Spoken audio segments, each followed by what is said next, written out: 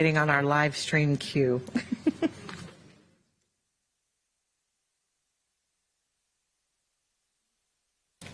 Well, good evening and welcome, everyone. I'm Lori Wilson. I'm the Assembly member from Solano County. I represent the 11th District. I also serve as chair of the Assembly Transportation Committee. And I'm very excited to be in Fresno tonight, which is actually my hometown. I was born and raised here. I actually started my college life right here on this campus, although I ended at another school that I won't mention. But I did start here at Fresno State. And so I've really been looking forward to this opportunity to discuss California's current transportation funding system with you all. And also the approach that we're taking in the legislature to ensure our transportation funding system is fair, accountable, and sustainable. And importantly, it must support the transportation and mobility needs of the San Joaquin Valley. Now, while our program this evening includes presentations from California Department of Transportation, the California Transportation Commission, and the Nonpartisan Legislative Analyst Office, the main purpose for this gathering is so that I could hear from you all. Transportation is a critical component of maintaining a high quality of life. It is how we move in and around community. It is how we access our job centers, our economic centers, our recreation. It's how we get to grandma's house. And so I'm here because I want to know how you travel throughout your community, what you would change about the transportation system, what your thoughts are on the current funding system, and if you have feedback for me on courses of action to ensure that your roads, bridges, sidewalks, bike lanes, and transit systems are safe, well-maintained, and properly funded. So like I said, this is not about us presenting to you. It's about your feedback from what we present, because we presented in Sacramento. But it's not just about what happens in Sacramento, it's what happens in our communities and our towns and what happens right here in the Central Valley. And so this is the first. You guys are number one on the list. And I know sometimes people say in the Central Valley or San Joaquin Valley, you're left behind. You guys are number one. Number one. You are the first in a series of regional town halls to engage Californians in their communities in an inclusive multi-year conversation to shape policy solutions that ensure transportation infrastructure improvements are funded over the long term. No fits and starts, but a long-term sustainable solution. And I'm also convening a series of legislative informal hearings on this issue to make sure that we consider an array of perspectives and data to make informed, data-driven decisions. This is extremely important to me, as most people or some people may know in this room. My background is an accountant, also an auditor.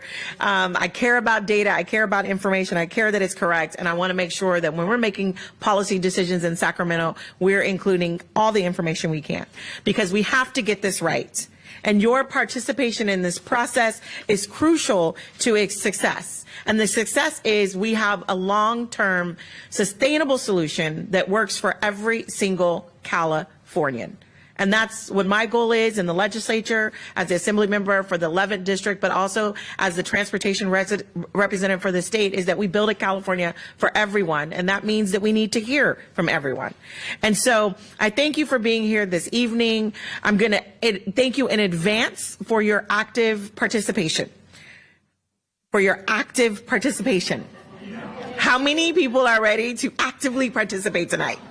There we go. And hopefully by the end, we get more hands up. For your participation, really for your time. You know, it takes a bit to be out in the evening and you've been at work all day and to come out and in the heat, even though I did hear it was cooler today than previously, but still, you know, it means a lot to me for you to be here. And so we have a panel of experts that will set the stage for our conversation today. As a reminder, this is not us just talking to you. It is back and forth, and we want the back and forth. So I'm going to introduce the panelists. They have a specific order that they're going. I'm going to introduce them as a whole. And then at the end, I'm going to have a few questions for them to get us started, to give you time to formulate. And then I want want you to be prepared, I'll give a point where it'll be time for you to ask questions. You can ask questions and give comments. And I'll note before I introduce the panel that if you have to use the restroom, because that is important, you all are adults, you don't have to raise your hand, you don't have to stop the flow. You could just get up and you can go down the hall, past where you came in, and you make a left and there's restrooms there. There's also refreshments outside. You can eat them in here. So if you at any point want to get a refreshment. And then also I'd like to note, if you have your agenda with you, on the back of your agenda is a QR code. So we're asking for you to take a survey, which will give an opportunity to give feedback as well. We're retaining everything you tell us. It is extremely important to us. No word that you say will go unheard, right? And nothing that you write down will not go unread. So please take that time. And sometimes when you're in public, you might not want to ask the question or make the comment with other folks around. This is a great way to do it incognito. So you can act, for those that didn't raise your hand in terms of active participation, this counts as active participation. So please take that time. So now I'm going to introduce the wonderful panel that came and that, some did the 99, as we all know what that feels like. And so we want to give them kudos for that. And so we have Michael Navarro and Keith Duncan from the California Department of Transportation, also known as Caltrans. Michael is the District 6 Director, and we'll share some examples of local projects. Keith Duncan is the Division Chief of Budgets, and we'll discuss the current transportation funding system. We have Laura Pennebaker, Deputy Director, Transportation Planning from the California Transportation Commission. She will discuss the needs of the current multimodal transportation system and funding outlook. And we also ending with Frank Jimenez from the Legislative Analyst Office. He will discuss different policy options for supporting transportation infrastructure investment. I now turn it over to our panel.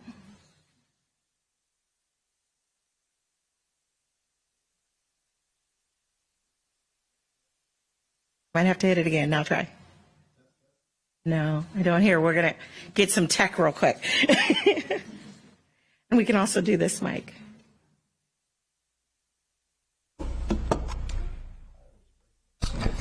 Check. All right. Just don't touch it.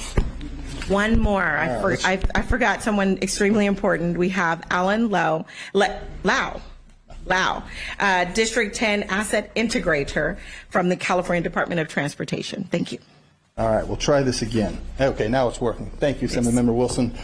Good evening. Happy Thursday, everybody. As mentioned, Keith Duncan, Caltrans Budgets, and I'll be providing you some information related to budgeting numbers. The number one goal, no one falls asleep over the next 5 minutes, so I'll check it. Budgeting is always an interesting twist. So from our state perspective, there's two primary funding sources when it comes to our transportation funding source revenue. We have our state revenue sources, and we have our federal.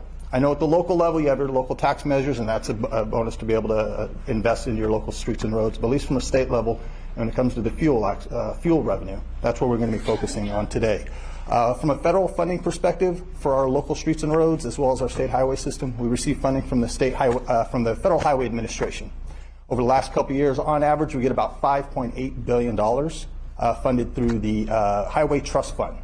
And the reason I point out the Highway Trust Fund is the primary funding source for the Highway Trust Fund when it comes to revenue is diesel and gas excise tax, similar to the state, as well as tire fees whenever we're purchasing new tires. The issue at the federal level is that only roughly 70% of the Highway Trust Fund commitments are funded by those revenue sources. They have to supplement roughly 30% from the federal general fund. So the feds are going through a similar issue that we're looking at. They've started to engage it, but not to this level. So we do know that that's going to be happening soon as well at the federal level. From a state funding perspective, we know that there's fuel-based revenue as well as, let's see if everything pops up there. Okay, great. As well as annual registration-based revenue. So we already know when it comes to our gasoline excise taxes, in total 79.6 cents per gallon for this current fiscal year. The federal excise tax portion is 18.4 cents. That's deposited in the Highway Trust Fund. And then the 61.2 cents comes to the state. From the diesel, we have diesel excise tax as well, 71 cents. 24.4 cents is the federal portion, Highway Trust Fund, and then the remaining 46.6 cents going to the state coffers. Important to note, when it comes to the state excise taxes for both gas and diesel, a little over 60% goes to the state highway system. That's for us to operate, rehab, maintain the highway system. A little less than 40% goes to local streets and roads, so the cities, counties, and regions. The other portion, when it comes to our state revenue sources, is annual registration. Initial registration fees, there is the base registration. It's deposited in the motor vehicle count. That's intended to fund our partners at the CHP, California Highway Patrol, as well as Department of Motor Vehicles for the enforcement and just general operations in that regards there. When it comes to our transportation infrastructure revenue, there are commercial vehicle weight fees that are paid on trucks based on payload. Those fees or that revenue is dedicated to pay off past bond debt, transportation debt bonds that was approved by the voters a little over about 2 decades ago.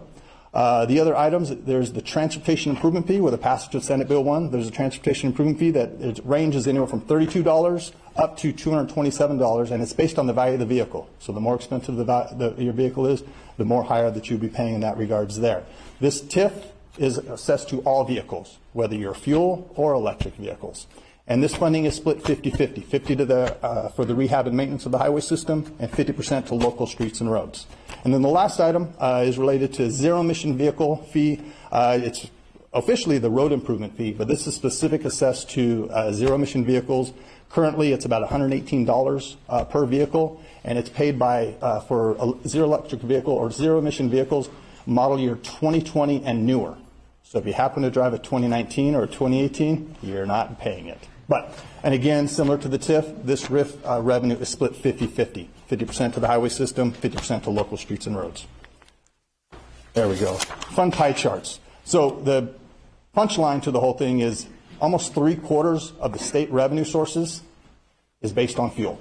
So when we're talking about fuel consumption going down, which we are seeing, that greatly impacts the amount of funds that we have available. I know when it comes to overall needs are growing. Revenue, at least from a fuel base, is looking to go down in the coming years. I'm supposed to share a couple other, we'll say, fun facts. Since the passage of Senate Bill 1, 2017, sorry, I know I'm supposed to go fast. Since the passage of Senate Bill 1 since 2017, over 16,000 lane miles of pavement have been addressed. That's almost 16% of the entire statewide infrastructure. And we anticipate up to 75% of all of our pavement to be addressed over the next 10 years. So we're making great improvement across the state with our state as well as federal revenue. In addition, we've also added 160 miles of bike lanes and 48 miles of sidewalks statewide. And over the next 10 years, we intend to invest roughly $2.4 billion, and we're looking to get an additional 884 miles of bikeways and sidewalks, and that's an increase of almost 59%. So we've been making great progress, and we have grand plans to continue to improve on the statewide transportation system. So with that, now I want to turn it over to my colleagues, Alan and Michael. They'll be able to share some information related to more local use of what we're using for the state funds. Thank you, Keith. All right. There. I wasn't ready. I wasn't ready. All right, thank you. And I want to thank Assemblywoman Wilson for taking the time to come to Fresno. Welcome home, city, one of our own. And thank you all for taking the time to be here this evening. So I'm not going to talk in much detail about funding, and I'm glad Keith drew the short straw to talk about funding today. I'm going to really focus just on a couple of our projects that wouldn't be possible without the type of funding that Keith referenced, and specifically talking about some of the Senate Bill 1 program. But any of the projects we do in our district, none of them are funded with one single source. So Tulare 6-lane Page Avenue interchange project I have behind me, obviously probably everyone in this room appreciates the importance of State Route 99 through our district. It has multiple funding sources on it. It has STIP, interregional funds, State Route 99 bond, but significantly it has, and local measure money. But what I wanted to highlight really was the investment from the Senate Bill 1 project program for the Trade Corridor Enhancement Program. So this project has received almost $100 million in SB 1 funding through the discretionary state Trade Corridor Enhancement Program. And I'd probably be remiss if I didn't thank like our own commissioner, Chair Eager, or former Chair Eager in the room, who played a big role supporting these projects, and my predecessor, former Director Gomez, who played a big role, and then obviously our partners as well. So this project, like I said, we received 2 grants, one in cycle 3 and one in cycle 4, for $38 million and $62 million respectively to help fund this project. And so this is completing about a 6-mile segment in Tulare 99 over kind of by the Ag Center. And the way we're going with these projects, we're looking at multiple assets. So it's not just adding the lane there, but we're also looking at future opportunities to do managed lanes through this corridor, look at opportunities for truck or HOV as we study these options through the corridor, but also doing significant investment, multiple assets we're addressing at the interchange at Page Avenue, for example. You might be familiar with the Page Avenue interchange out there that has very outdated, not very bike and ped friendly, but as part of this project, we're coming through and redoing the interchange as well and adding a lot of aspects to it. We're enhancing transit, we're adding bike and ped facilities, shared use path, extending it well beyond the interchange limits to connect east and west by closing the sidewalk gaps. And then to increase safety, we're also adding 4 roundabouts to that interchange. So when we go through, we're tackling multiple assets in terms of safety, multimodal aspects that we really couldn't do without all this discretionary funding that's available to us for SB1. This kind of shows a cross section over the interchange. So you kind of see what we have behind us. We have the 10-foot shared use path for bikes and peds. We have the buffer to separate them from traffic. And I don't have an aerial of the roundabout, but trust me, they're there. There's 4 roundabouts there. There's 2 at the interchange and 2 also the local roads. We're also enhancing local road safety with this project as well. In District 6, we're very diverse in our transportation. We want to provide choices for everyone. So I gave an example of Tulare 99 and the interregional nature that comes with it. But I also want to emphasize the importance of a lot of our Main Street highways we have coming through our district. We have some 29-ish, I believe, of Main Street highways going through our district. And one project I'm really proud of is here at Madera 145. So initially, years ago, when this project was scoped, it was just scoped as it was prioritizing pavement rehabilitation. We're doing basically a pavement rehab project where we weren't really doing anything but replacing the pavement. So through a planning process years ago, around the time when SB1 started, through some grant and engagement we did, we identified the opportunity to do a lot of improvements to the downtown area. So what we ended up doing that project is actually we're removing 2 lanes. We're going to do a road diet through downtown Madera. We're actually widening the sidewalk to make it more walkable. We're putting raised median. We're putting landscaping, bike lanes, and we're actually replacing a couple intersections, removing some signals and put roundabouts to increase safety. So trying to create a sense of place in the downtown area for this project.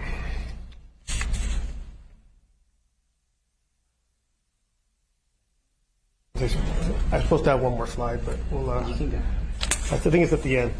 I do want to highlight at the end. I'll go to the end, but I want to highlight just holistically when you look at District 6. So the scope of the impact that SB1 has had on our program. So since 2018, when SB1 was passed through 2025, we have about 204 projects that have SB1 funding for a project portfolio of about $2.5 billion. The significance of this is about 82% of those projects do lie in disadvantaged communities. And then about 50% of those projects do lie in rural areas. So we're focused on not just our urban areas, but also focused on our rural communities as well. And with that, I'm going to turn it over to you, Alan. Okay. Everyone hear me okay? Yeah, I think so. Okay. So the first project in District 10 I'd like to present is the I-5 Anchor Project. We call it an anchor project in that the pavement is the primary asset and it's anchoring all these secondary assets to construction. So this project's really significant because the project begins on the northern end of Stockton and it ends at the Sacramento County line on Interstate 5. If you've ever driven this way up to Sacramento County, this stretch is really beat up. So we constantly go out there to repair the concrete slabs, and what that does is we have to close lanes, and it delays traffic. And we go out there every 4 or 5 years, and so this project really aimed to address the remaining portion in Stockton and replace the existing concrete pavement with reinforced concrete pavement. And this pavement is good for that area because we're starting to see an increase in truck volumes, and also the existing soils there is very poor. It's delta soil, so you'll see a lot of settling. Putting in reinforced concrete pavement is going to be a long life pavement which will last for 40 years plus. And then the remaining stretch, we're going to address any distressed areas with slab replacements. So you see that picture there. We do a lot of that work at night. We'll close a lane, and they'll go out and they'll saw cut out the slabs, and we'll pour the same night. And then by the next morning, they'll be ready to go. The next project's really cool. District 10 and District 4 and 3 share a region called the Delta region. And within that region, there's 17 movable bridges. These bridges are very old. They use World War I, World War II technology, and they're movable bridges. So this bridge in particular, the Old River Bridge, is on State Route 4, and it moves horizontally to allow boats to go through. And you can see if this bridge goes down, the detours are really far. So you'll go on 205 to the south, and to the north there's Highway 12. So, you know, the communities of Discovery Bay and Brentwood, this is a primary highway for them.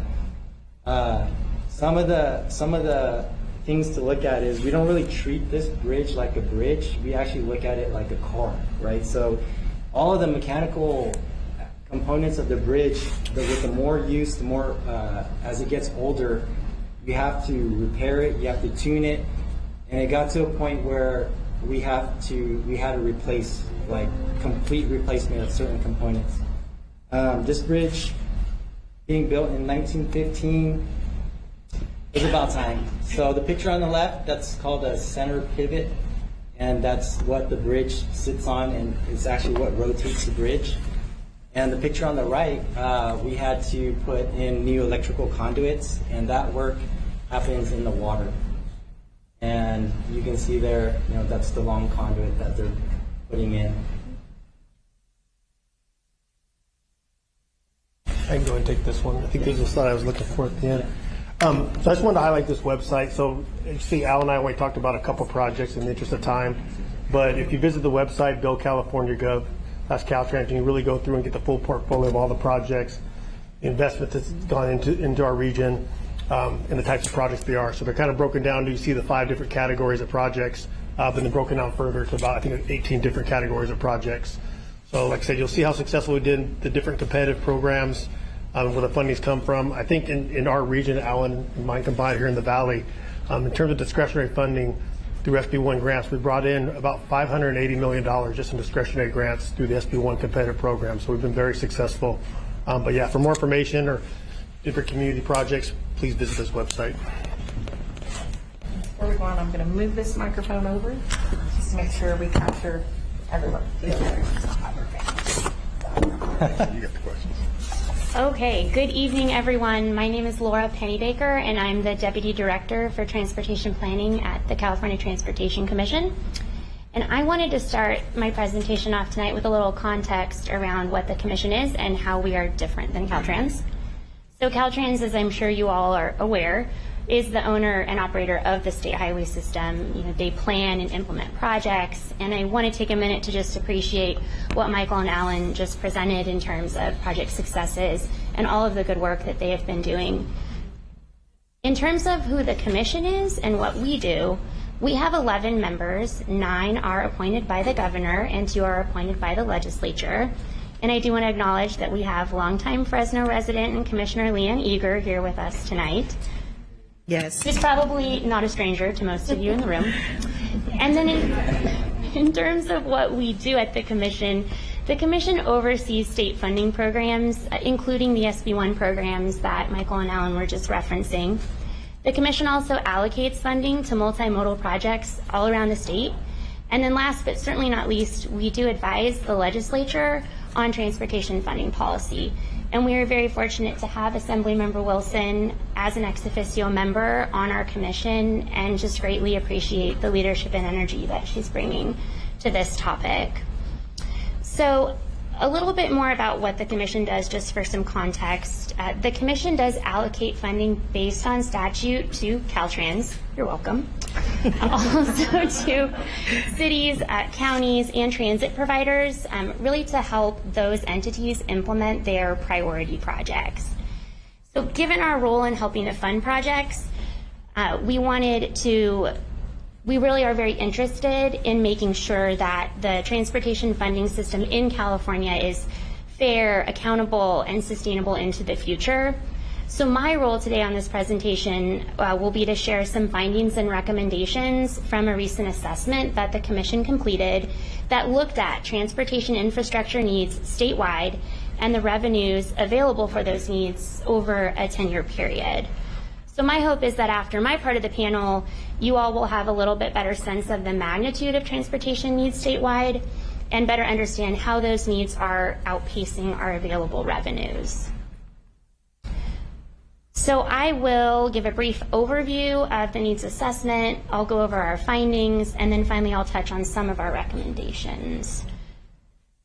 So the statewide transportation needs assessment was prepared pursuant to Senate Bill 1121, and the Commission must update it every 5 years.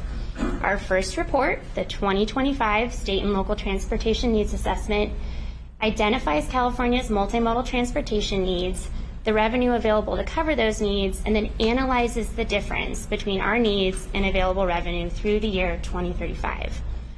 The assessment used a combination of surveys and reviews of local, regional, and state plans, as well as some existing assessments to estimate our multimodal needs. And then on the revenue side, we did work very closely with regional transportation agencies and Caltrans Division of Budgets, thank you, Keith, to be able to estimate the revenue that is available over the 10-year period. So here's a summary of what we found.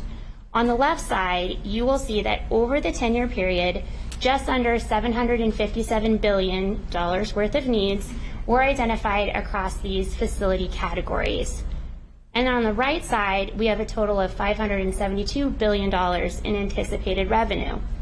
This was then adjusted down to $541 billion to include an estimated $31 billion impact from declining fuel consumption.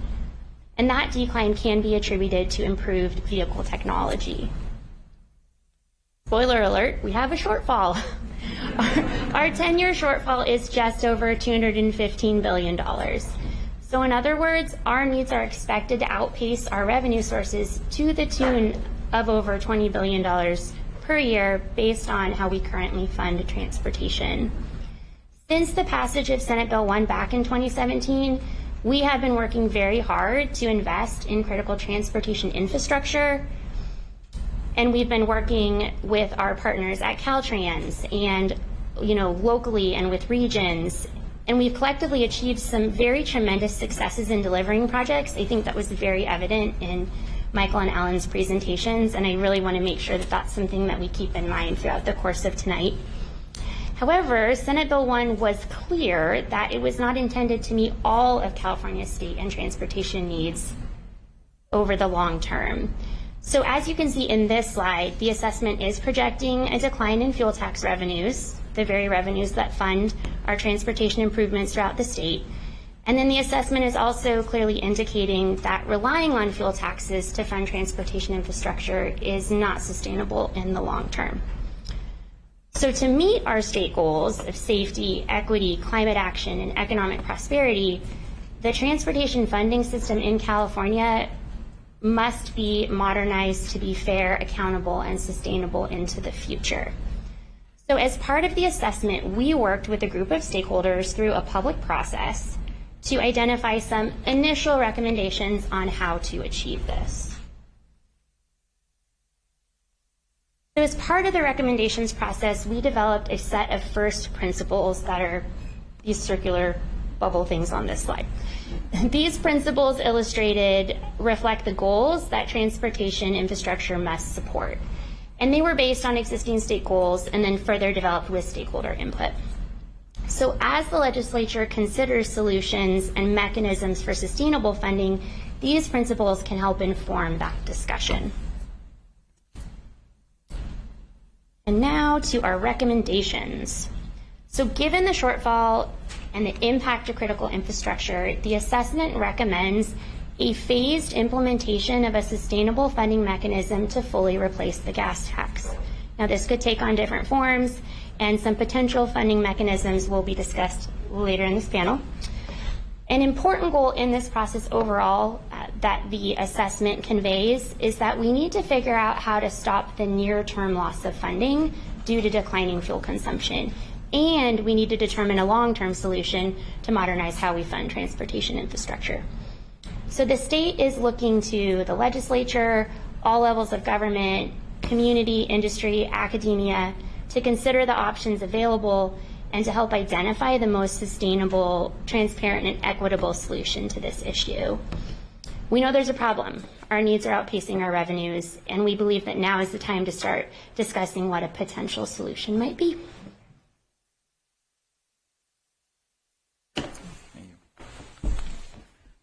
Good evening, everyone. Frank Jimenez with the Legislative Analyst Office. As the panelists before me mentioned, the state is facing uncertainty in transportation revenues going forward, largely due to declines in fuel consumption and the revenues that are derived from that. And I'll be talking today a little bit about potential options that the state could consider. But before I get into my presentation, just provide a little bit of background about my office. So I work at the Legislative Analyst Office, and we're a nonpartisan office within the state legislature. We work for both houses, both parties, and we provide fiscal and policy advice. Some of our major work include analyzing the governor's budget, forecasting revenues. We'll do individual reports on topics of statewide and legislative interest, and we'll estimate the fiscal effects of proposed initiatives and ballot propositions. Just a quick overview of my presentation. So I'll talk very briefly on a report our office did in 2023 looking at the future of transportation revenues.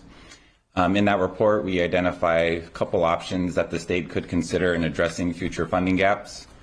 Within those options, we include two common options related to new transportation-related charges, and I'll provide a brief overview of those two options. We'll look at some considerations that our office has identified for the state in thinking about potential options going forward, and we'll look at the trade-offs of the various options. Ultimately, in our report, we don't have any recommendations on an option that the legislature or the state should go forward with. We view all options are on the table, and there are trade-offs to weigh for all of them. That's why we're having these meetings today, to understand those options and to develop a path going forward. But overall, our recommendation is for the state to start to think about this now and develop a long-term plan. So in 2023, our office completed a report looking at the future of transportation revenues, and similar to the panelists before me, we estimate a decline in state transportation revenues, largely due to declines in fuel tax revenues as more people are driving more fuel-efficient vehicles and zero-emission vehicle adoption increases. In that report, we look at our revenue assumptions and estimate impacts to state transportation programs. And in the report, we look at various options that the state could consider and what are the trade-offs of all of those options. So we identify four major buckets of options that the state could consider. The first one being increasing existing fuel taxes and vehicle fees. Second, shifting transportation costs to other fund sources, whether that's the general fund, greenhouse gas reduction fund, or any other fund that the state administers. The state could look at reducing and reprioritizing transportation spending on various programs. The state administers many programs, and as revenues decline, the state could look at shifting funding from programs that are more capacity-based to those that are more maintenance-focused. And then the state could also look at generating new revenues from new transportation-related charges. Two that are commonly talked about and two that we talk about in our report are taxes on alternative fuels and a road charge, which I'll discuss more on the next slide. So taxes on alternative fuels would be very similar to the gas tax. So we'd essentially be charging on consumption of alternative fuel sources for zero-emission vehicles, whether that's hydrogen or electricity. And then a road charge would be a per-mile charge on all vehicles, regardless of fuel source. So instead of charging based on consumption of a certain fuel, we'll just be charging on mileage driven. In our report, we identify four major criteria that the state could consider in weighing all the options in front of it and all the trade-offs with those options. The first one being the user pays principle. So that's looking at how an option aligns cost of maintaining the state's transportation infrastructure with those who use and benefit from the system. Historically, the state has used this model in funding its transportation network. So the more you drive, the more you pay into the system and its upkeep. A big thing as well as looking forward is equity considerations, so looking at how options impact various groups, whether that's by income or geography. The third one is ease of implementation, so are the various options, do they come with significant state costs? How complicated would they be for the state to implement and for the public as well? And then revenue stability and sustainability. So are the additional revenues generated sustainable over the long run? And do they solve the core issue in front of us, which is declining fuel tax revenues? So I'll go into each of the options and kind of break down how they fit within the 4 criteria that I mentioned. So first is increasing our existing fuel taxes. So when we look at this from the user pays principle, it's generally linked to road usage. So the more you drive, the more gasoline you consume.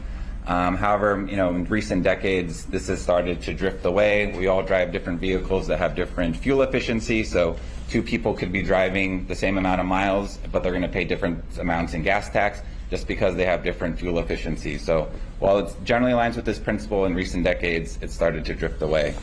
From an equity perspective, anytime you levy a flat tax on an individual, those who are lower income households will generally pay more, and this definitely aligns with the full fuel tax as well. However, you also have the added complication around lower income households generally owning less fuel efficient vehicles, so that's an impact that the legislature will have to consider in this option.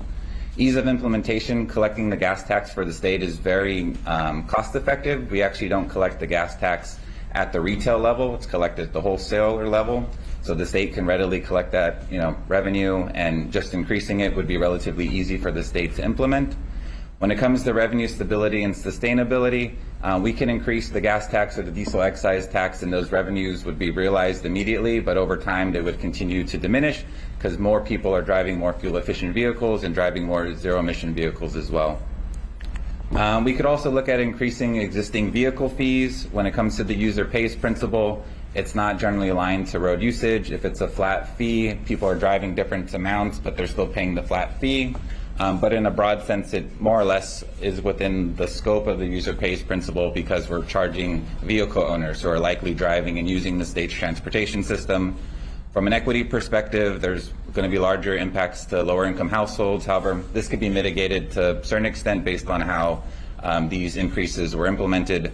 The state has the transportation improvement fee, which Mr. Duncan mentioned is varied based on the value of the vehicle. So the state could look at only levying increases on vehicles above a certain threshold and 0 to no increases to vehicles below that threshold. So that's a way the state could look at mitigating some of those equity concerns. Similar with the gas tax increase, it would be relatively easy to states implement. We already have a system for collecting these fees, so it would just be an augmentation to that fee. And then revenue stability and sustainability. The revenues that would be generated from increasing fees would be sustainable over the long run because it's based on how many vehicles are driving in the state, which has generally been consistent and increased over time as well. However, it wouldn't solve the major structural issue that the state is facing when it comes to declines in transportation revenues, because a lot of our revenue declines are from fuel tax revenue declines. So as those continue to decline and the state increases vehicle fees, it would have to keep increasing them to solve the major structural issue at hand. So it's not dealing with the major issue that the state is facing, but would still generate revenues for the state.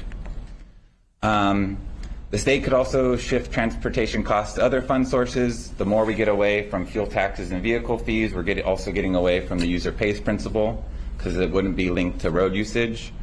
Equity and ease of implementation, it would depend on how this is ultimately implemented and what fund source was used to supplement transportation funding. If we're taking funds from other accounts, that's money that's not available from what those accounts would historically fund. And then we can also look at increasing taxes and fees outside of transportation, and those would have various equity impacts. So this one's kind of hard to estimate what the impacts would be from these 2 criteria, but it would ultimately just depend on how it's implemented.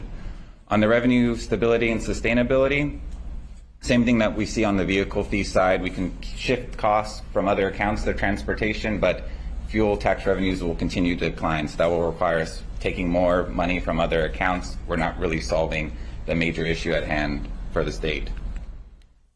We could also look at reducing and reprioritizing transportation spending. From the user pays principle perspective, it continues our existing model of having revenues from fuel tax and vehicle fee structures. Ease of implementation, there wouldn't be any additional state costs since we're just shifting funding around within our current pot. However, programs that ultimately receive less funding would have impacts. From a revenue stability and sustainability perspective, We're just shifting funding around in this option, so revenues would continue to decline as fuel efficiency and ZEV adoption increases. And then from an equity perspective, with this particular option and just revenue declines in general, as Mr. Duncan mentioned, a lot of the state's revenues do go out to local governments. So as revenues decline, local governments that are more reliant on state funding would likely see larger equity impacts. Getting into some of the newer charges, so the state could also implement taxes on alternative fuels. This generally aligns with the user pays principle, so the more electricity you consume, the more hydrogen you consume to charge your vehicle. That's going to be reflective of how much you're driving on the state's transportation system. Ease of implementation here, we have some unique challenges. For instance, electric vehicles, you can charge them in public, you can charge them at home.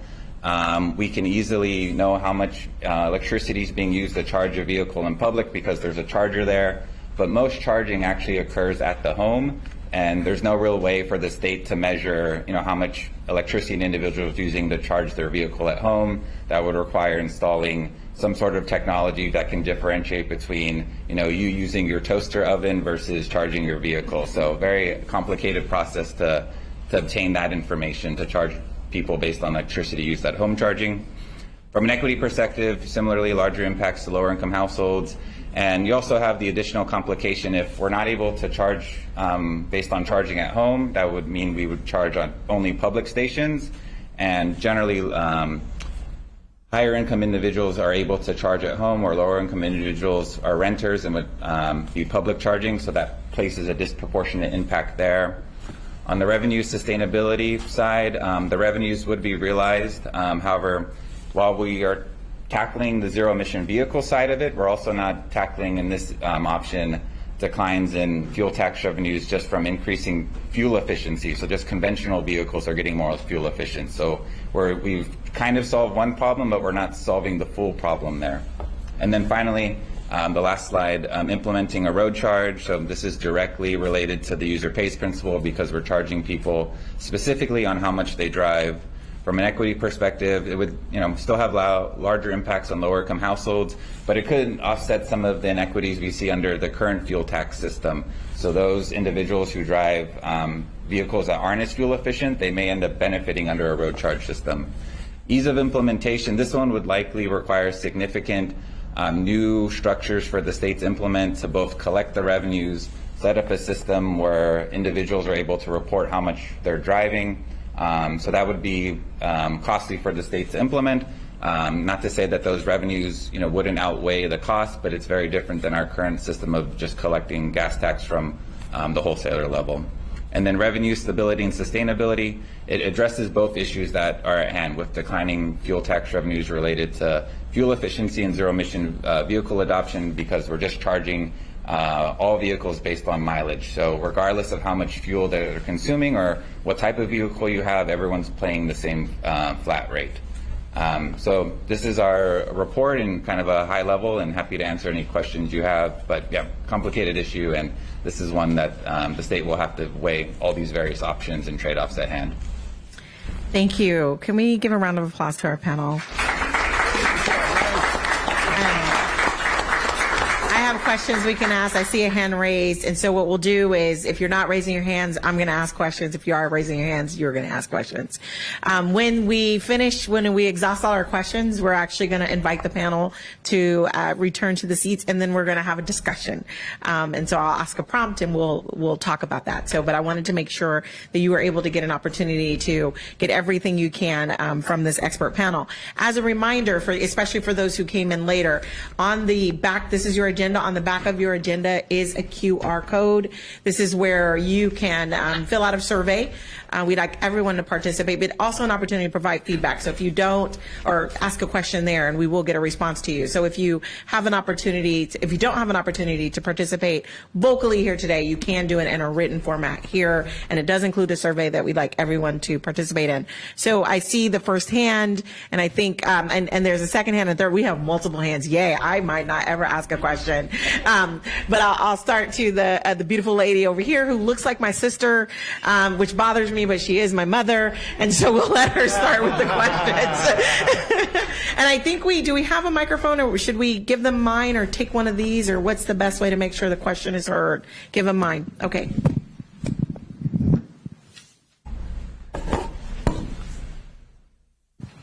Thank you for bringing this opportunity to share the tax knowledge of transportation to us.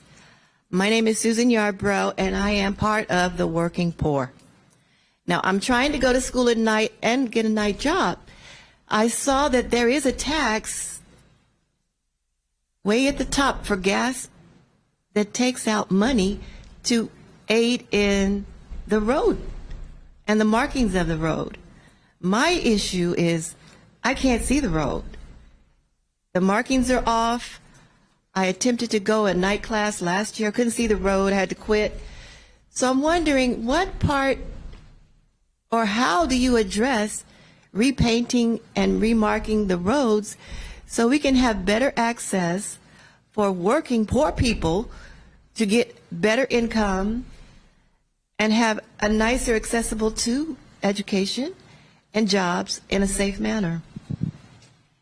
Thank you, and I'll give that to Caltrans. And can you add on the difference between local, like whose responsibility for roads between local and state? Because there is a distinction. I think that because a lot of times when people think about potholes, they think about, hey, state, I pay gas tax. You should be fixing the potholes. So can you talk about potholes and the lane markings and things like that in terms of state responsibility versus local responsibility?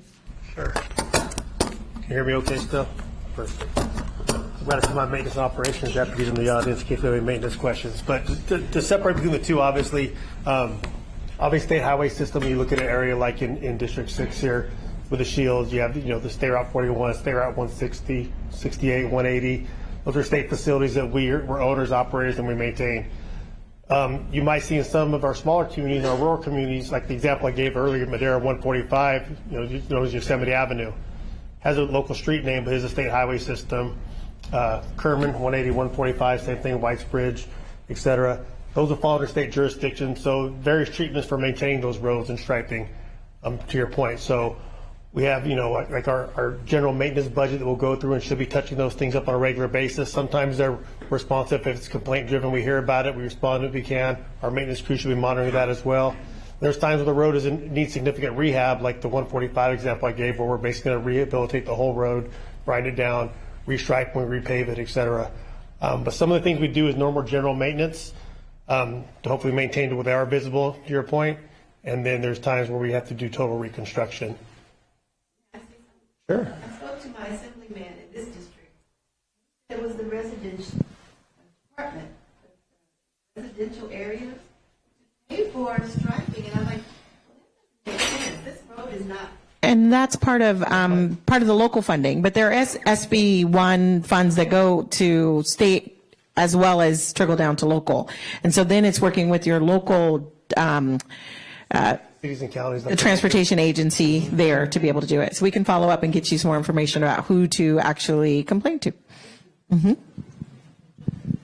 Thank you first, and good to see you, Chair Wilson. And Samir Sheikh, San Joaquin Valley Air Pollution Control District, and wanted to just highlight just how connected this issue is with the larger air quality issue at a funding level, tough budget. So if we don't make up these funds, it means other funds are being used, other funds that might actually go towards other things that might benefit the region. We've looked at the EV side of things, and overall in the state, you're somewhere in the 22 to 25% of new vehicle purchases are going to EVs. That's declining a bit. In the Valley, it's somewhere around 10%. And so we're one of the few regions, I think we may be the only region left that actually offers a rebate still on top of some of the other few limited and maybe no other incentives left to try to help through our Clean Cars for All program as well as through the rebate program. And so I think as we think about regionality and rural and kind of lower income communities, the Valley, which has many, I think thinking about EVs and and by the way, I own a couple of EVs. I also own a combustion vehicle, got a daughters who are driving, so it's complex. We're still working it out. But I just wanted to note that so much care, I wouldn't want to be in your shoes right now. I mean, it's a very, very difficult situation because you got to bring the revenues up. You got to do it in a way where we're still uplifting the communities and, trying to get to that 20-25% rate. We're here, it's closer to 10% in the Valley for all the reasons that I'm sure others are going to bring up. So whatever we could do to support, I just wanted to thank you for being here. I think that, we definitely have to deal with the issue because otherwise we're going to be draining other resources. I'm going through a budget process right now. A lot of conversations, a lot of really critical programs are not being funded because of just declining revenues in many other respects, including this. So just wanted to note that, from our perspective at the Valley Air District, we need to find solutions to this. We just have to be very cautious from a rural perspective. I don't know if you want to weigh in on the EV adoption, like any extra barrier on that.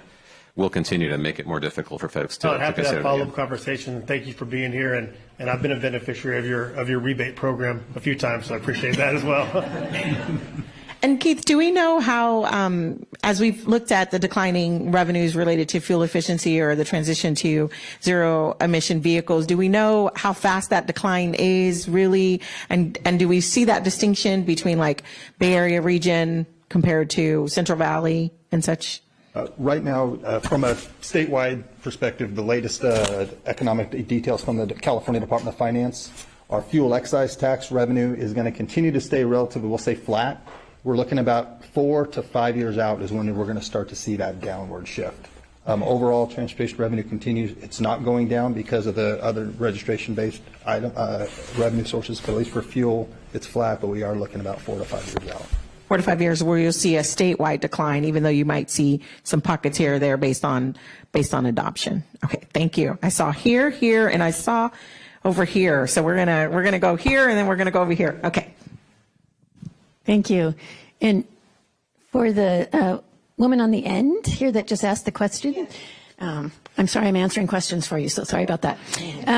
We do have an equity advisory committee, and we have folks that are on that committee that are older Californians. They called them elderly, and I said, please don't do that. I'm 70 years old. Please don't call me elderly. Yes. And folks who are visually impaired, to give all of us recommendations on things like how do we see the lines on the road better, and what kinds of signs should we be using, and when there's a roundabout, how does someone who's visually impaired get across the roundabout. So we are working on all of those things together, and it's all the agencies up here who are a part of that equity advisory committee of people in the community. So put in for next year. Go ahead. Yes, please.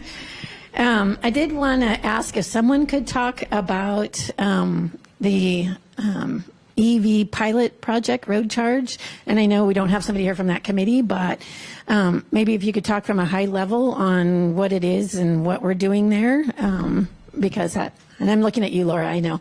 But it could be anybody up there who would like to talk about that. And before I end, I had one more quick question, then you can answer that. On your little slides, Laura, you talked on your bubbles, you talked about technology, and that's part of what we want to aim for. But then we talked about a movable bridge from World War I. Is that the latest technology in movable bridges is World War I, and can we do better than that? Yeah. World War II at least, maybe? For sure. Yeah, for sure. Okay, go ahead. Whoever wants to go first. Maybe yours is quicker. Yeah, mine's pretty quick. Yeah, so the way the bridge is designed is it's actually a pretty simple bridge, right? So, we could. Bless you. There's a lot of modern technology, but the way that the bridge works is simple. It just slides over. And so what we did was we kind of used the same footprint of what components it was, but just make it more efficient and use newer materials so that it could last longer. And the bridge has outlived its design life, and all we can do is just make sure that it's able to operate efficiently and not, it's not down for frequent repairs. And the project that we just did, completed in 2024, it's going to ensure that it's able to function, what it's designed to do, which is just to slide over. And it's not frequent. A lot of people actually, quick fact is that people think there's a control house on top of that bridge, and people think that there's people in there that live there, and they're there 24/7 operating. But actually, the way it works is you just, whoever needs that bridge to open, you call in and make an appointment. Somebody goes and they move it, and then they're gone.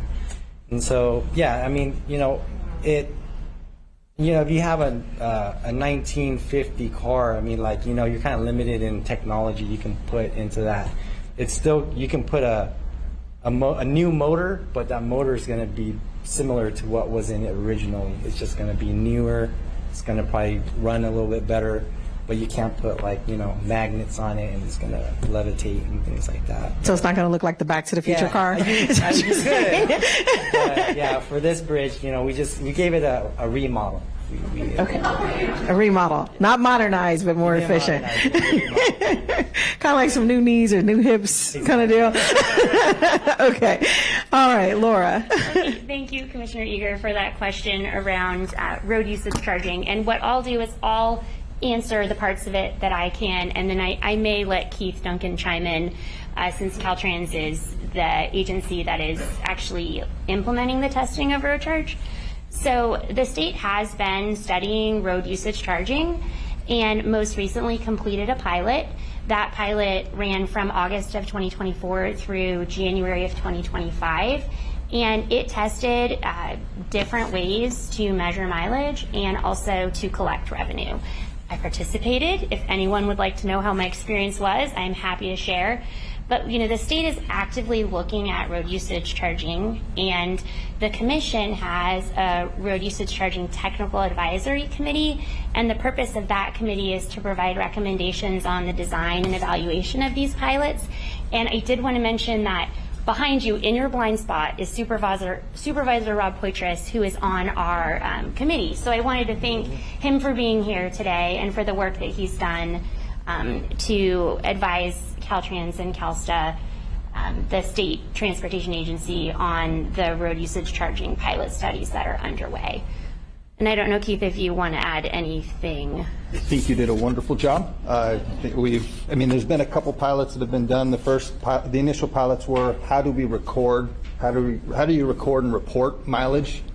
Some folks don't mind using the phone. Others, technologically challenged, may not want Big Brother and other things like that. So going through that aspect, this current or completed pilot was through I think it's Senate Bill 339, Senator Wiener, and that was actually to be able to collect the revenue. As I think Mr. Jimenez and Laura mentioned, when it comes to the collection of revenue, how can we collect it efficiently, and then potentially look at collecting it and distributing it in a similar way that all of our current fuel excise taxes are distributed.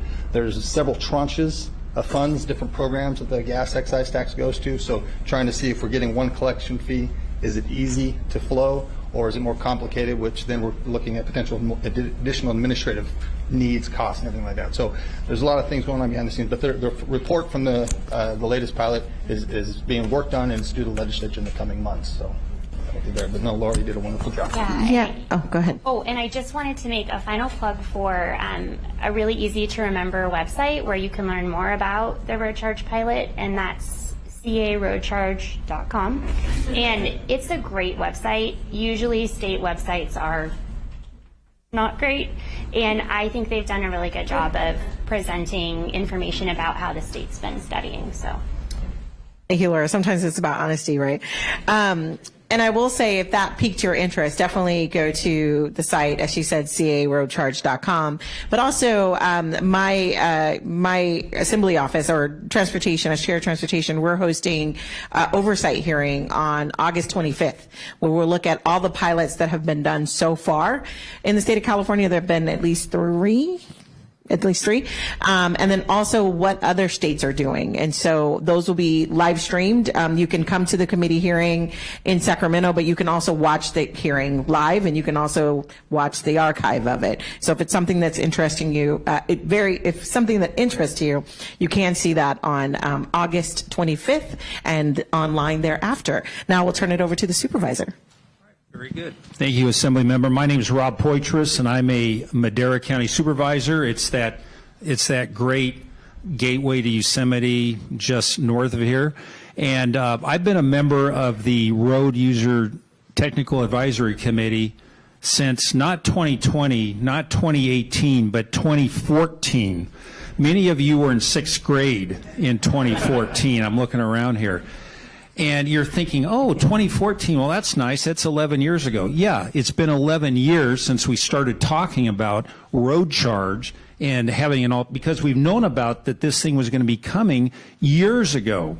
And so there's still quite a few of us that are original members, but it has been, for a technical advisory committee member, it's been very frustrating because, you know, we did start off, we got a lot of great data, we got some pilots going on out there, and then something happened. There was a change of administration in 2018, and this thing went on radio silence for a few years. It was like the Newsom administration was not interested in dealing with this, and frankly, the legislature wasn't either, because how do you like to be a legislator and go around and saying, hey, people, we're going to start collecting for every mile you drive? That's not very popular politically, and it's probably not going to get you reelected. So so I get it, and so finally we have a legislator, Assembly Member Wilson, who is like ready to take it on. And I've mentioned several times that I've seen her now 6 or 7 times in the last couple of years. And her predecessor, I saw her one time X number of years ago in Fresno, wanting to take away high-speed rail funding and take it to Southern California. So thank you very much for taking this thing on, because you're the first one in the legislature I've seen this wanting to take this thing seriously. So another story is that we've talked about other states that have this thing. The state of Hawaii has one. You know what they did? I don't know how many years ago it was, but they came to California to see what we're doing because we already started our effort. Guess what? They've already implemented theirs. Hawaii. Great. So, you know, it's kind of like, so what have we been doing here in the state? So they saw what we were doing, took it, and they've got one going. So it can happen. And then finally, I like to mention on the road user charge, and people have talked about, oh, equity, oh, blah, blah, blah, blah. Well, this is probably the most equitable thing that our San Joaquin Valley residents can have, because right now we are subsidizing people that drive electric cars in San Francisco and Los Angeles and on the coast, okay, that make 8 times more than we do here in the Central Valley. How do you guys like subsidizing them? Because that's what they're doing. They're paying a little tiny bit for their electric cars, and we're paying at the pump because we're driving internal combustion cars. And so this is something that's, to me, it's the great equalizer. It's something that's going to cause our people to not have to subsidize people that don't need to be subsidized. It should be the other way around. And I was going to say, that's the final thing. One more. I took part in the pilot. How many people took part in the pilot here in this room? Okay, several people. Robert Phipps and back there, Kiana and so forth. It was great. I couldn't believe it. I got, you know, my credit card, you know, they said this, you're going to be charged this, how many miles, this and that. I think it went on for 6-7 months. It was wonderful. And at the end, you know, they rebated what you paid in. But it was fantastic. It was easy. And so to me, it's nothing to be afraid about. And it really worked well. So those are my comments about road user charge. Thank you. And that's igniting a question in my head to Frank, if you don't mind, is that he talked about his experience with the road user charge, and I talked about, you know, on 825, we're going to look at a whole bunch of mechanism. From the LAO's point of view, do you all consider, and I know you guys are more fact-based versus opinion, that's why they're nonpartisan, work for both houses, work for both, we're kind of getting an opinion a little bit, but I just want your thoughts from you all point of view. Do you see this as, any of the solutions that you offered and laid out, do you see it as a single policy solution to solve this, or do you see it's going to be multi-factored, that there's going to be multiple ways, as I get onto the other side to ask to help them ask questions? But if you don't mind answering that for me. Yeah, I think the solution can be multi-pronged. It could be single-pronged. It really depends on the legislature and stakeholders and what they would like to see going forward. You know, just as a hypothetical, as Mr. Duncan mentioned, there is a zero-emission vehicle fee. It's charged at $100. If the state wants additional time to think about a long-term option, it could increase the annual amount that zero emission vehicles pay to buy itself time, and think about, in the long term, what a road charge would look like.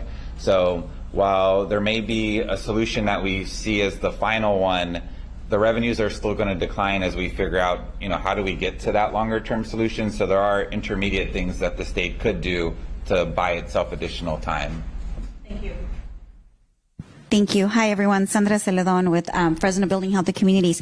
I'm actually really excited to be having this conversation because I feel like we haven't been able to get out of the 50s for a really long time. And so, there's a couple of things that I'm excited that I saw in your presentation, specifically around thinking about multimodal transportation projects. And also really excited about Caltrans' racial equity statement, right? Which is really about folks not just getting their fair share, but also recognizing that for decades, some folks have actually been left out of even getting their fair share. So I think we really need to also adjust language, that it's not just about fair share, but also about going back and ensuring that communities that have been left behind, and more importantly, communities that have actually been harmed by policy decisions, actually get made whole. And I didn't hear any of that in the presentation. And I think a couple of things that I want to highlight, there's a report by Transportation for America that really talks about the congestion con. And it's something that I think Caltrans continues to perpetuate, which is this ideal about, how do we get away from congestion, and that one of the solutions that continuously gets presented and put forth is about adding more lanes or lane widening. And that just has not shown to actually be an effective strategy. It actually, more lanes just creates more traffic. And so in reality, what creates and helps to address congestion is to reduce the number of car trips that people need to take. And so that's really what we should be talking about. And I didn't see that in the presentation reflected in terms of the investments that we really need to make, the adequate investments that we need to make in multimodal transportation options, and providing folks opportunities and options to get around that does not rely on cars. And so I would love to actually think about opportunities and what's the actual real cost to actually make that happen. And then there's another thing that I think it's missing, and I think one of the audience members talked about it earlier, which is this concept of maintenance. And, there's this heavy focus on EV drivers not paying their fair share. But in fact, what we're also not talking about is that gas taxes are actually a regressive tax. And in fact, like, working class folks have actually been subsidizing most of us for a really long time, and specifically folks that actually wear and tear down our roads in ways that we haven't been measuring. And I'm talking about heavy truck traffic. And heavy trucks are actually the trucks that make most of the regional trips. It's not the everyday driver like you and I. Most of us actually stay in our neighborhoods and are probably not driving more than a 5-mile radius, or, maybe 10 if you're driving, north and south of Fresno. And so it's actually, in fact, these heavy trucks that are actually deteriorating our roads. And I actually live and grew up in a community that was cut actually by a bypass lane that Caltrans subsidized, that cut our community in half to allow for heavy truck traffic to go through our community a lot faster.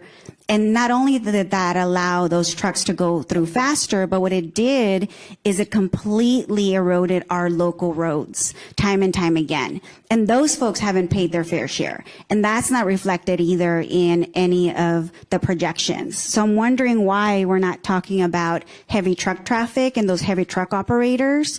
And there was an article actually recently in Fresno Land, which really quantified the cost just in Fresno County of subsidizing heavy truck traffic. So I think that's something that's really missing. And then the other piece that I, want to talk about is really just elevating, complete streets as a safety, right, investment. I really like seeing that specifically in our rural communities. I think that that's something that I'd love to again see a deeper investment, because the the budget items that I saw that have the highest price tags were highway expansions. And that has been a huge focus for Caltrans that actually is not a priority for community. And Caltrans has pushed, at least in Fresno County, as a priority against community feedback and actually against the priorities of community, and continues to push today. So I think that if we're serious about actually implementing, fair share and equity, then we should be taking feedback seriously. Thank you so much. There was a lot in there, and I think there's a few points to touch on. And so I think from the Caltrans point of view, state highway system, so that I think that's why you're more focused on the highways and that. But I want to give it to Laura, who can talk about what our former chair talked about was the equity group that gives influence, and also the work that you all do in multimodal, which you did include highlighted, but didn't take a deep dive on, but the multimodal options. And then you, if you could, Frank, talk more about on each aspect. You talked about equity, and so if you could just not on each one, but just say why was that an important consideration and why you all included that in the report. Thank you. Okay, so I am very grateful to be able to address this concept of equity and how transportation investment can be reflective of equity considerations and community input. It's something that is extremely important to the Commission, to Caltrans, and to the California State Transportation Agency. And I especially appreciate the remarks around the importance of the transportation system, recognizing that the transportation system has disproportionately burdened some communities over others, and that there is a need to look at how communities have maybe been systemically underinvested in. And, through the Commission's racial equity statement and through the Interagency Equity Advisory Committee that we have formed with Caltrans and CalSTA, we are trying very hard to bring those underserved and marginalized voices to the table to provide that very input. So in terms of the EAC, it is a place where members of those communities can be part of our statewide advisory body and can advise the work that the Commission, Caltrans, and CalSTA do, so that we can start to better connect and touch on these issues that are burdening communities and how our state plans and programs and policies can address those things. And then in terms of, the degree to which we're investing in multimodal transportation infrastructure, cannot underscore enough that that is extremely important. And I wanted to just make a clarifying point about the number that's reflected for highways in our needs assessment work. A large portion of that is maintenance and rehabilitation. And I think that we, could certainly talk more about, the split of that.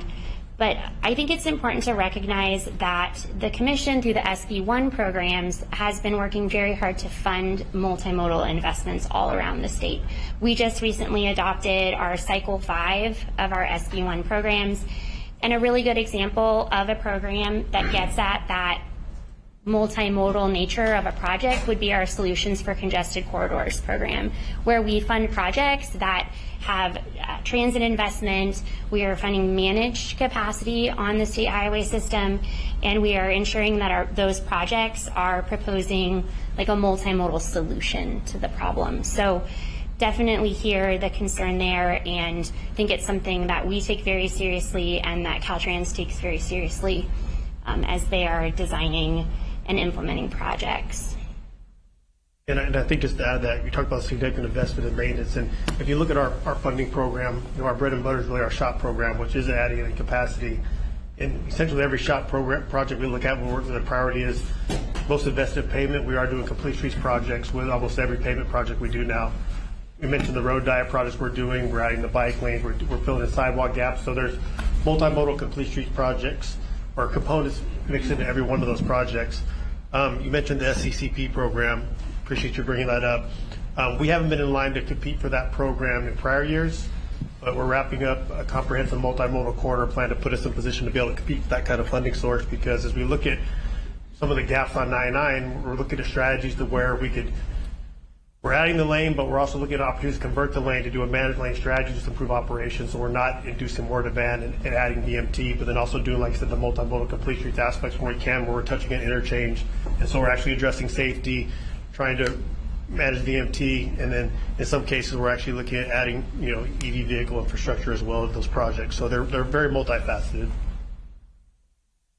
Yeah, I can go super quick. Yeah, there's the issue at hand around what the revenue declines are and the options that the state could take to fill that gap. From our office's perspective, that includes increasing taxes or fees or creating new fee mechanisms, and all of those have distributional impacts, whether it's across income and geography. And we felt that it was important to advise our legislature and what some of those distributional impacts would be. So that's why for us the equity component was important in advising the legislature on a plan going forward. Thank you. And so just noting the time, we're going to see if we can have a little extra time here. We have about 10 more minutes. So I have 5 more people who want to ask questions.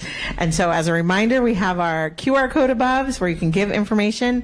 Even if we can't stay formally and continue having the conversation, we will make ourselves available to make sure your answers are heard, even though it won't be heard in the whole group, and document them and be a part of this discussion.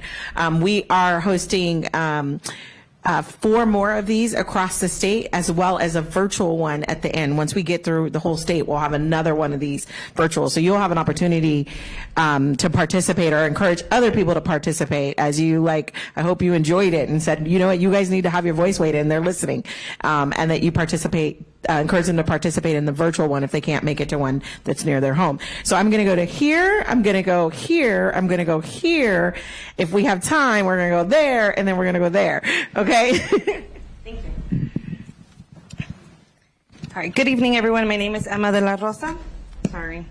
My laptop turned off. Thanks, Chair, for convening us today. I want to provide my comments using the framework that you started us off with, the fact that transportation is what provides us a quality of life, right? Residents that we work with have, in fact, told us whether they have said that the main factor in whether they're able to reach a specialist versus their neighborhood doctor is whether or not they can access the specialist through their transportation methods, right, or transportation means. And so I think it's really important that we continue to focus on the word equity, and that we implement equity in the right way. So with that, I'd like to offer a few recommendations, and then I have 2 questions that hopefully aren't going to be too difficult. So first of all, I want to raise that we should increase investment in community identified priorities, which include public transportation, connectivity via multimodal transportation networks that give people a real choice in how they get to where they need to go. And I urge state leaders to seriously consider air quality and climate impacts of greater investment in capacity projects, as investments to date have not been aligned with state air quality, climate, and public health goals. Specifically for the road charge, we do recommend a road charge that integrates equity by establishing an income-based road charge to prevent a disproportionate impact on low-income drivers who have to drive long distances, perhaps as a result of the high housing costs in urban centers. And also, we urge the legislature to take a user-pays principle and establish a road charge system that considers the type of vehicles, wear and tear of the state's transportation system, to ensure those who are using and benefiting from the system the most are paying for its maintenance and improvements. For example, the legislature can consider a higher charge based on the frequency of the vehicle on the road and the weight of the vehicle, if larger than a passenger vehicle. And so for my question, specifically on the needs assessment, to what extent does the needs analysis discuss the consider new highways and highway expansions for planning, design, construction, and the cost of the continued maintenance? Earlier you mentioned that a large portion of the costs included in that is the maintenance and of the highway system. So that was my first question. And my second question is, does Caltrans Complete Streets policy require the presence of sidewalks? Thank you. Okay, before you answer, we have, I think, 4 more questions. We found out we get 15 extra minutes, but then it is a hard stop. So I'm going to ask you all to be brief, and then everyone to be brief as possible in getting it out, and then make sure you write everything down so we still have it. Go ahead. Well, I'll be really short. I don't have the breakdown with me, but I'm happy to put it together and to share it with you after. Does that work? So, Ali Tawfiq, I'm a professor of She had a question about sidewalk, right? Yeah. So in terms of being a requirement, we go through our project, adding additional sidewalk needs to make sense, obviously. A lot of projects we're looking at, and almost every one that we do, if there's absence of sidewalk, especially if there's like a gap in sidewalk, and it's within the scope of that project, we're adding sidewalk. We're coming through and adding sidewalk in these projects. So it doesn't. So if I'm understanding correctly, thank you. I'm sorry. The requirement on whether or not there's a sidewalk isn't necessarily based on your policy for complete streets. It's more so focused on what the infrastructure is present. I think it would depend on the location of the project we're doing. There's some areas in a rural area where there's sidewalks not necessary. So I'm hesitant to say it's required for every project. But projects where we're coming to an area, and I'll go back to the 145 example again because we had it earlier. There were several locations within those project limits that did not have sidewalk, and we're filling in the gaps in sidewalk and adding sidewalk to that project. But happy to talk more offline if you'd like to. We've got other examples. Ali Tawfiq, I'm a professor of Transportation Systems Engineering and director of the Fresno State Transportation Institute. I have two quick questions. The first is, so California pays the highest tax in the whole nation. And intuitively, one would think that we have the best transportation system because we pay the most. Now, it's extremely surprising that we are amongst the worst 10 in the whole nation in terms of pavement quality. And in terms of biking, we have we're not amongst the top bike mode shares. In terms of public transportation, it's still the same. So how this sounds extremely counterintuitive and puzzling for me. So it seems like we have a much bigger issue than where do we get more money from. The question from my perspective is, how are the other states doing better than us with less money? So that's my first question. My second question builds on the high heavy vehicles share. So you mentioned that user fees pay about 70% of our funds. But I mean, passenger vehicles contribute less than 5% of the deterioration of the pavement. So this is also a little puzzling for me. Why are the passengers paying for the most when our share in our impact on the pavements is significantly, hugely less than heavy trucks? And this is air quality as well. So air quality, NOx of PM2.5, and it's also heavy trucks. Keith, you got that for why we're paying more? I'm kidding, Les. Do you know? You're the budget. That's what I was going to ask you. Trying to figure it all. So in regards to the weight fee and having heavier vehicles pay more, that is part of the overall evaluation that's happening. I mean, we know we have the fuel excise tax model. That's what's been there. That's the legacy program. So evaluating what can we look at differently.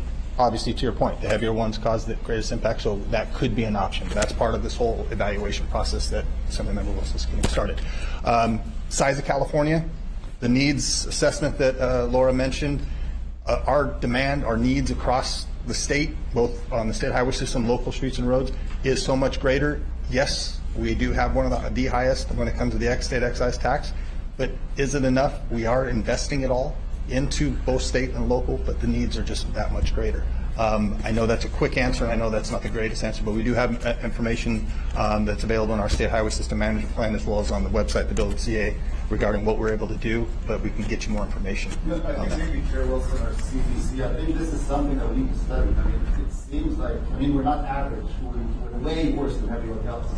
Oh, we know in the legislature. We hear we get the complaints, and that's why we're doing this, and that's why part of the conversation around having these regional town halls came to be, is that we have to address this issue. We can't keep going with status quo. Status quo is putting us behind even more. We recently became the 4th largest economy only because Japan went down, not because we did anything great. But like you said, we don't have a transportation system that looks like we're the 4th largest economy. We continually leave people behind. The conversation of equity is extremely important because we're not including everyone. And we have our aging population who are abused on our transit systems every single day. We have our children who can't get to school and they have to do walking in some unsafe areas. And then when we add in air equality, it's layered. And so I think that you have a group of legislators who are ready to address this issue. That's why we're talking about it. And we know it's likely going to be a multi-pronged approach with some long-term solutions, some intermediate solutions, but that's why we're here here, so we appreciate you bringing that up. We have 1, 2, 3. I think we're going to make it, and I might even get to close. All right. Good evening. Julianita Jauregui. I'm with WTS Women in Transportation, Central California. And my question is this, and I think it's something that was alluded to by a couple of individuals. I heard a mention of Hawaii and some other geographies. I'm really curious if we've looked not so much within ourselves, but outside of ourselves. Are we doing any type of research or collaboration with other geographies, whether that's nationally or internationally, to understand what works, what doesn't, lessons learned, best practices? Is that something that's ongoing, and is that something that will continue into the future? And if it is ongoing, what have we learned thus far? I would say yes, and 8/25. August 25th is an oversight hearing where we're going to look at all the road user charge we did, all the other things that have done in other states, other internationally. That's that oversight hearing where we're going to get a presentation on that, be able to ask questions. So we'll be always with the oversight hearings, we have an opportunity for public comments, and so people can also weigh in on that. So we will be doing that. Okay. Hello, Eric Payne, Executive Director of the Central Valley Urban Institute. I think one of the things when I often hear my neighbors speak of Fresno or our region, it's often a comparison to the Bible Belt, where we still feel the impacts of segregation from our freeway separating our neighborhoods, but there not being justice that's rooted in how we build up communities that have long experienced disinvestment. And in a community like ours where conversations around equity are very difficult, where if there's not a mandate for it, it's considered optional. And I think for us, we would like to see how do you build in that mechanism. We wholeheartedly agree with the position of the LAO and how they would like to guide this conversation if there is a statewide bond that comes up in the future, or some type of taxation to mitigate the issues around multimodal transit options in our region. I think one of the things that we value as a community is how do you bring repair to our neighborhood like Elm Avenue, and how do you bring residents along with you to embed this mandate of co-design with our communities? And so for us, when it's not a priority for EV tax incentives when the families that we represent don't even have enough money to get on the bus. And I think for us, it's how do we create connectivity in communities like Huron, where farm worker families need to come into the city for retail accessibility, and they don't have that as an option. And so for us, when we go to Sacramento and we have these conversations and we create these courageous spaces, thank you, Assemblywoman, for starting your road tour here. But how do we begin to elevate and lift up these conversations? And finally, I'll close with Diane and Leanne will tap me on the shoulder, but to just thank the Assemblywoman for coming to Fresno and staying with us so late on her birthday.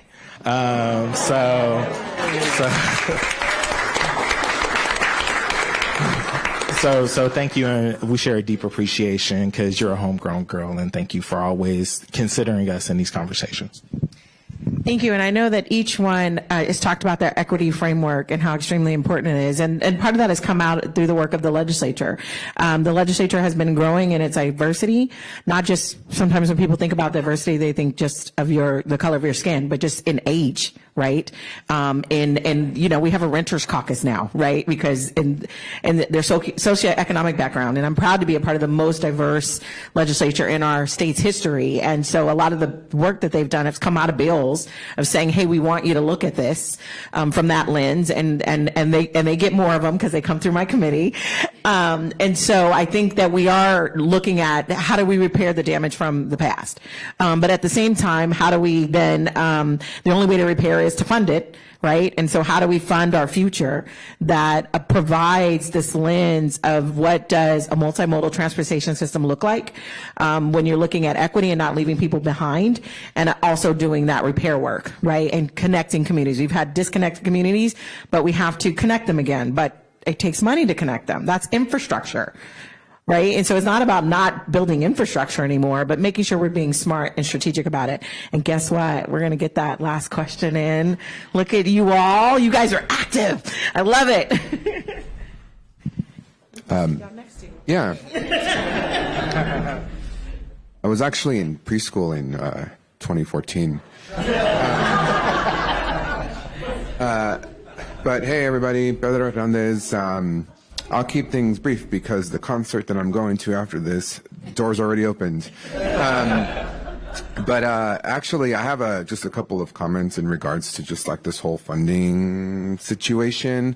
I think one, which is probably going to be a harder ask for you, is just understanding the reality that to actually like address like past wrongs in our communities, we actually need bigger pots of money earlier on, because right now the projects that are getting funded are the communities that have community advocates, and then you need willing planners, and then you need the political will, and then it's only a fraction of them. And so there's a lot of cool projects that actually happen, but yet we still have hundreds of other communities that are still waiting on all these like perfect alignment in the universe to like occur.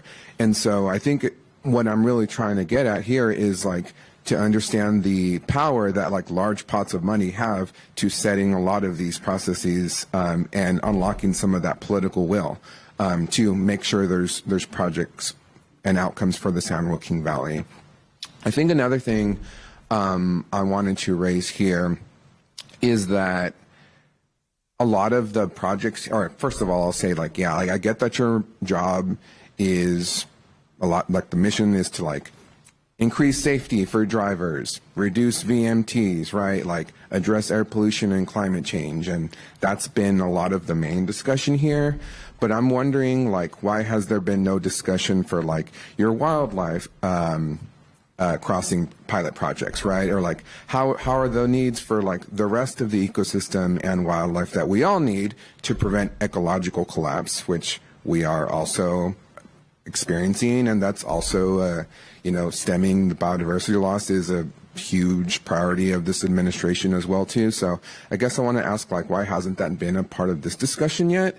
And like, how might that affect your overall like financial projections in terms of like revenue you need to raise, and also polluters should be paying more? Thank you. Thank you for that. And so I will ask, how are our current climate resiliency projects or wildlife crossing, those kind of things funded? And then given, and this is probably better for you, Laura, given the fact that we do have a declining revenue, how are you guys considering which projects to prioritize? Because you guys aren't picking the projects, technically the CTC, the commission, is picking the projects. That's a great question. So in terms of how we prioritize needs in the funding programs that CTC administers, we do so based on statute and very specific priorities that the legislature outlines for us. And so how we go about putting that into practice in our programs is that we do have a really robust stakeholder workshop process when we put together our funding program guidelines. And then on top of that, we rely on Caltrans and local and regional governments to develop their priorities through their planning processes, and those planning processes rely heavily on community input. So we are the recipients in a lot of ways of everyone's priorities, and we really look to the legislature to help provide that framework of how we go about awarding projects funding. So it's a bottoms-up approach in a lot of ways, and we think that's very important because local and regional perspectives are the closest to the ground on these issues. And I did want to just highlight to the point about environmental sustainability. You know, we did get specific feedback about that when we were developing our first principles in the needs assessment.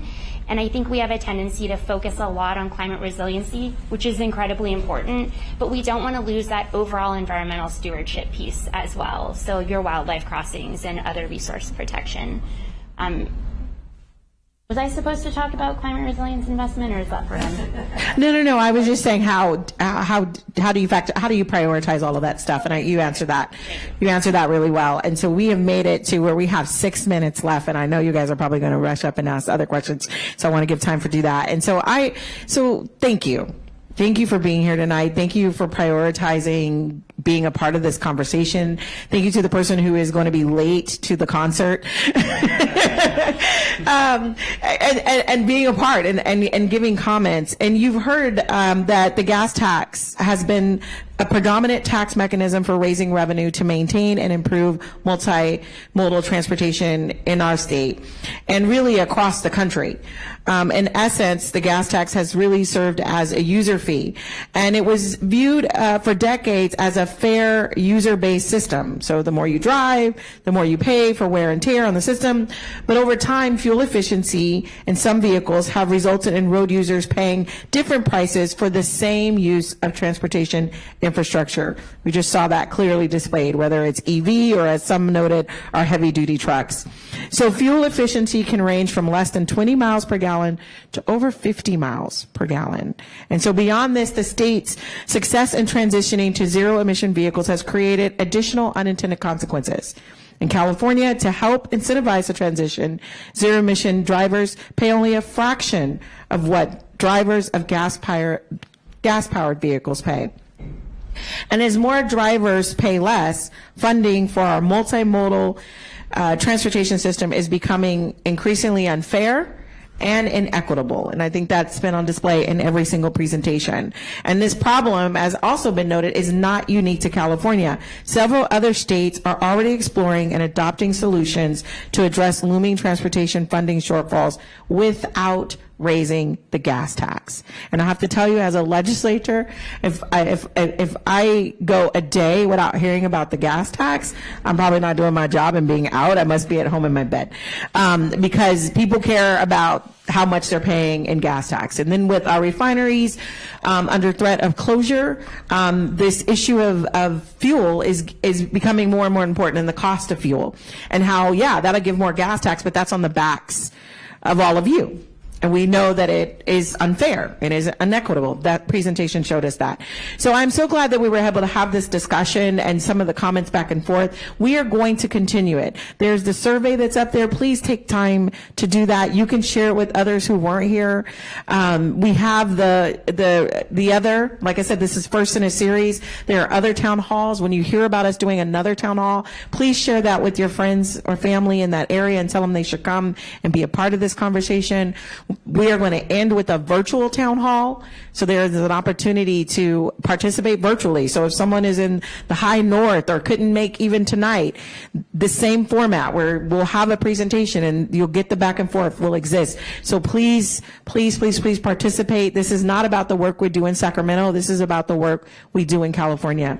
I have the distinct pleasure of representing over 500,000 people in my own district, but when it comes to transportation, I consider myself representing all 40 million. And I'm so thankful for the team that helps me be able to do that. There's two in the back, Julia from our transportation committee and Edgar from my office.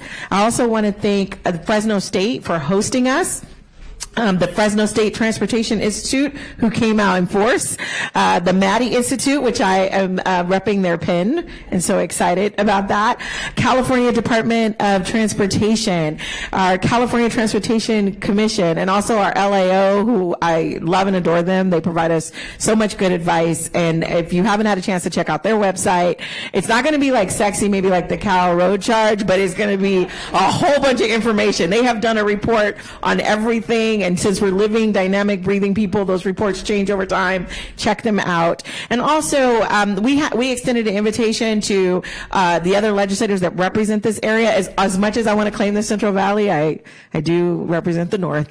But I want to thank the staff who did come from the legislative offices, and we had representation from Assemblymember Soria, Assemblymember Arambia, Assemblymember Tongipa, well, we had someone who works for her but is the mayor of another town, so I won't mention her name. But Senator Grove and Senator Caballero, thank you, thank you, thank you. And let's give a round of applause for yourself now. All right. I'm staying here the whole time. Thank you. All right, that's it.